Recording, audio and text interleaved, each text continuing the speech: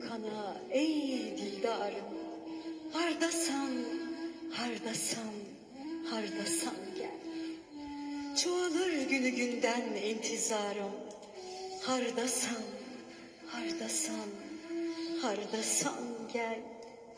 Geldiğinen gelişinle sevinç fereh getirmene, ömrüme ey geciken sonbahar, hardasan, hardasan, hardasan gel. Bu hicran, bu ayrılık, bak bu mühnet üzdü bizi. Usandım gözlemekten vefadarım. Hardasan, hardasan, hardasan gel.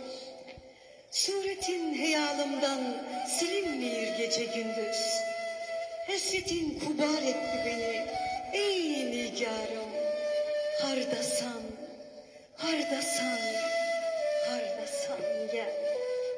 Çöhremde tapmış idim, suretini görmedin mi? Gizletme gül yüzünü sen ey yarim. Hardasan, hardasan, hardasan gel.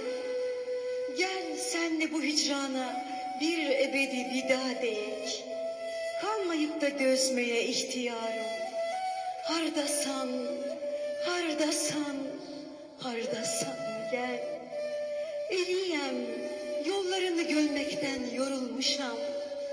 Dinleyir mingamele kaman, tarım. Hardasan, hardasan, hardasan gel. Hardasan gel. Değerli konuklarımız, Azerbaycanlı şair Veli Heydar Babayev'e aitti bu güzel şiir.